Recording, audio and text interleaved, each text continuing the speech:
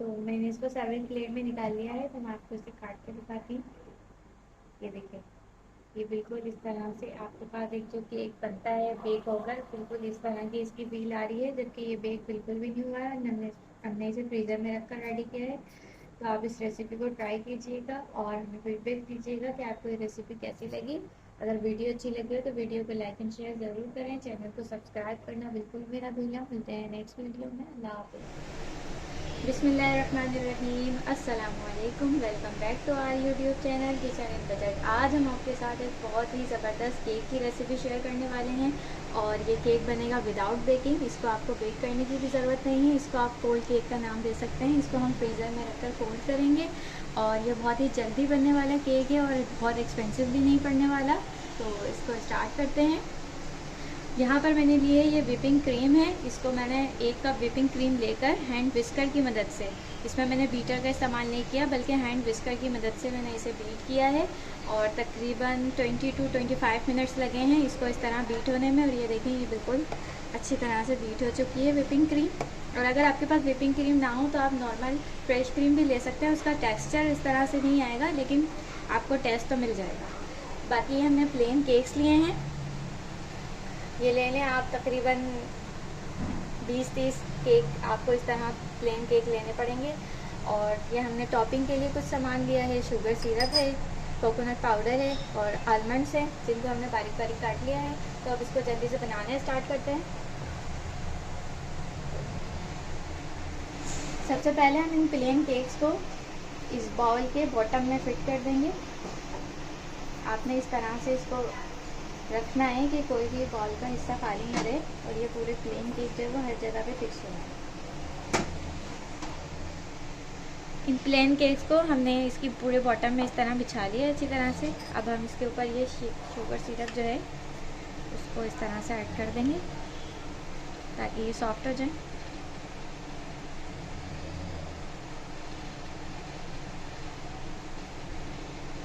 तमाम के ऊपर आपने ऐड करना है।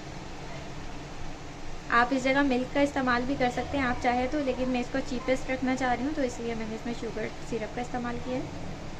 हम चाहते हैं कि एक्सपेंसिव कम से कम हो, लेकिन आपको जो है वो एक अच्छी चीज़ खाने के लिए मिल जाए। शुगर सिरप हमने डाल लिया इस पर। अब हम इस पर ये थोड़े से आलमंड्स को स्प्रिंकल कर देंगे। आप यहाँ पर चाहे तो चॉकलेट चिप भी ऐड कर सकते हैं, बिस्किट का चूरा भी ऐड कर सकते हैं। It's all depend on your creativity. थोड़ा सा कोकोनट पाउडर भी स्प्रिंकल कर देंगे। इससे जो आपकी बाइट में टेस्ट आएगा इसका वो बहुत ही रिच होगा।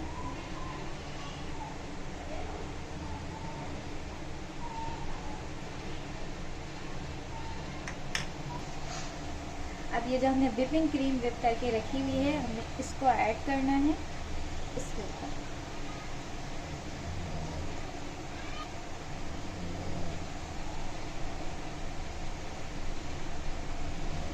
विपिंग क्रीम मैं इसके ऊपर ऐड करके इसको मैं स्पैचुला की मदद से इवन आउट करूँगी।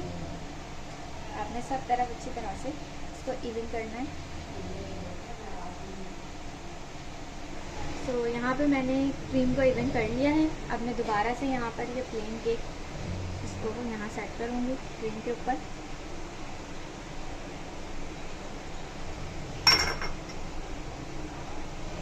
यहाँ मैंने फिर से केक की लेयर को दोबारा से क्रीम के ऊपर सेट कर लिया है। और ये जो छोटे छोटे कोने थे यहाँ पर भी मैंने छोटे छोटे पीसेस काट के लगा दिए हैं ताकि ये इक्वल हो जाए। अब मैं इस पर दोबारा से शुगर सिरप ऐड करूँगी।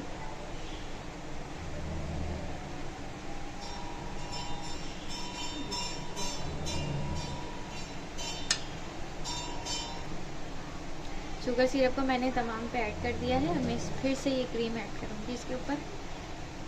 हाफ पोर्शन मैंने एक लेयर में लगाया था और क्रीम का हाफ पोर्शन मैं यहाँ अपर लेयर में ऐड करूँगी।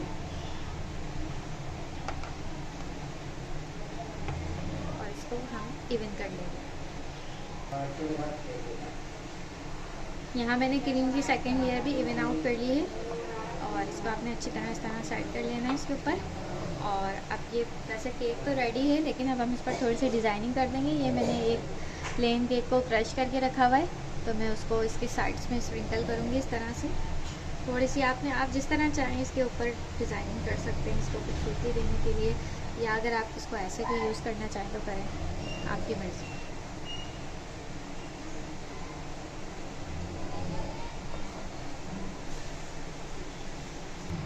अब ये थोड़े से आलमंड्स हैं, जिसको मैं इस तरह इस पर स्प्रिंकल कर दूँगी। ऊपर से थोड़ा सा इसका खूबसूरत टेक्सचर आएगा।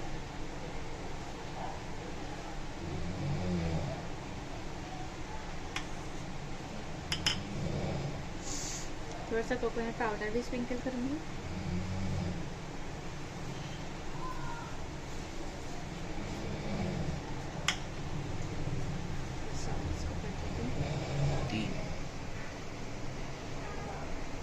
तो हमने केक की जो फ्रॉस्टिंग है और सारा इसकी जो लेयर्स लगानी थी वो सब लगा के रेडी कर लिया है। तो कोन केक हमारा वैसे रेडी है, लेकिन अभी हम इसे ईट नहीं कर सकते क्योंकि अभी हमें इसे रखना है फ्रीज़र में तकरीबन ओवरनाइट, या आप 4 से 5 घंटे के लिए, अगर आपके पास ज़्यादा टाइम नहीं है तो 4 से 5 घंटे के लिए रखें, लेकिन इसको फ्रीज़र में रखना ज़रूरी है। फ्रीज़र में रखकर ये सेट होगा और हम इसको आपको दिखाएँगे ओवरनाइट रखकर फ्रीज़र से निकालने के बाद, और फिर हम इसे टेस्ट भी करके दिखाएँगे।